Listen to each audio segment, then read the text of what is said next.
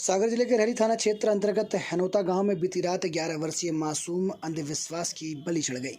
परिजनों के अंधविश्वास के चलते मासूम बच्ची की जान चली गई।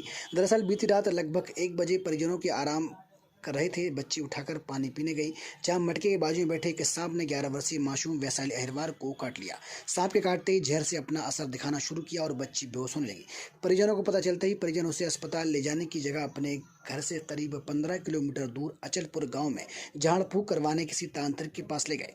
तांत्रिक ने कुछ ढकोलबाजी करके परिजनों को बच्ची के ठीक हो जाने का आश्वासन दिया और अस्पताल जाने को बोल दिया। सुबह लगभग 4 बजे परिजन अधमरी हालत में बच्ची को लेकर अस्पताल पहुंचे, जहां डॉक्टर ने इलाज शुरू किया लेकिन कुछ ही देर में बच्ची की मौत हो गई। लेकिन अंधविश्वास की हद इतनी है कि मासूम की जान निकलने के बाद भी परिजनों का विश्वास झाड़ फूंक से नहीं हटा और मृत बच्ची के शव को लेकर करीब 10 किलोमीटर दूर बादीपुरा नामक एक गांव में किसी अन्य तांत्रिक के पास पहुंच गए, जहां दोबारा झाड़ फूंक करके बच्ची को जिंदा करने की बात करने लगे। ग्रामीणों की समझाइश पर परिजन बच्ची के शव को लेकर वापस सामुदायिक स्वास्थ्य केंद्र रहली पहुंचे, जहां जानकारी मिलती रहने थाना पुलिस ने मर्ग कायम किया और बच्ची के शव को पोस्टमार्टम के लिए भेज दिया। संतोष, क्या घटनाक्रम हो गया?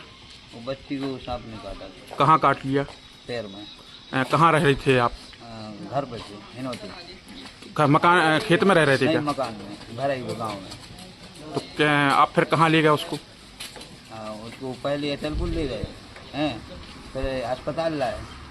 अस्पताल में बच्ची खत्म हो गई, फिर किसी ने बोला कि वहाँ बादीपुरा चले जाओ हैं, तो वहाँ चले गए। गुनिया के यहाँ जाने से कुछ कम हुआ क्या? आपको असर समझ में आया? वहाँ जाने से कोई असर नहीं हुआ। तो फिर उसके बाद क्या करते रहे आप? 1 बजे की घटना है, 4 बजे वहाँ अस्पताल आ गए, तो वहाँ जाके और वहाँ से वापस आए, तो अस्पताल में आए, यहाँ बच्ची खत्म हो गई। गुनिया का कहना क्या था?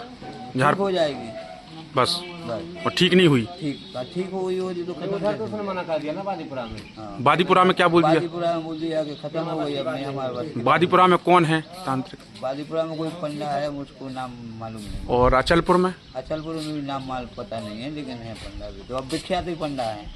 इसके पहले कोई किसी को बचाया उनने? हाँ, वो हमारे परिजन लोग बोल रहे थे कि वहाँ अचलपुर में एक नहीं 1000 केस जाते हैं वहाँ पर, तो वो सब केस से चले गए थे। हम लोग दोनों भाई थे, तो मालूम नहीं था, कोई साथ में नहीं था यहाँ का, इसलिए जहाँ का मालूम पड़ा तो वहाँ तुरंत ले गए जल्दी में। झाड़ फूंक का मामला सामने आया है, क्या पूरा मामला कहाँ की रहने वाली हो? क्योंकि वैशाली करके एक लड़की को अभी शहरी अस्पताल करीब सुबह की हिस्ट्री है, इसको लाया गया था सांप काटने की शिकायत से और भर्ती कराया गया था, परंतु दुर्भाग्यवश वो बच नहीं पाई है, जिसका पोस्टमार्टम CVC रैली में किया जाकर घर वालों को सुपुर्द किया जाएगा। सर, पोस्टमार्टम के पहले या मृत अवस्था में जब वो थी तब भी परिजन उसको झाड़ फूंक के लिए ले गए?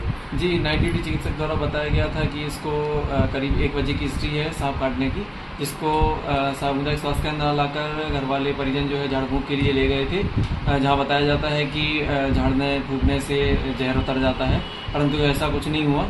और उसको जब अस्पताल लेकर आए थे तो वो लगभग अंतिम सांसें यहाँ पर ले रही थी और उसके बाद आवश्यक कार्रवाई पुलिस द्वारा की गई है, जिसके बाद शव जो है घर वालों को सौंप दिया गया है। सर, झाड़ फूंक से कोई अंतर आता है कि लोग? नहीं, ये सब अफवाहें हैं और मैं भी आपके माध्यम से केवल सभी लोगों को यह संदेश देना चाहता हूं कि अगर जहरीला सांप अगर किसी व्यक्ति को काट रहा है तो उसके लिए केवल निराकरण जो अस्पताल में उपलब्ध इंजेक्शंस हैं, इनको एंटीस्नेक विनम बोला जाता है, यही सिर्फ इलाज होता है। बाकी झाड़ फूंक और इसके कोई इलाज नहीं होता है, ना इनसे ही किसी भी प्रकार की व्यक्ति की जान बच सकती है। सर, इनकी जो जी बिल्कुल, अगर ऐसी कोई सूचना मिलती है तो ज़रूर हम लोग यहाँ से भी लिखे देंगे और बाकी आवश्यक प्रशासन से भी यही कहेंगे कि ऐसे लोगों के खिलाफ सख्त से सख्त कार्रवाई करें, क्योंकि इस चक्कर में मरीज का इलाज हमेशा डिले हो जाता है और मरीज को उचित इलाज नहीं मिल पाता, जिससे मरीज को अपनी जान गंवानी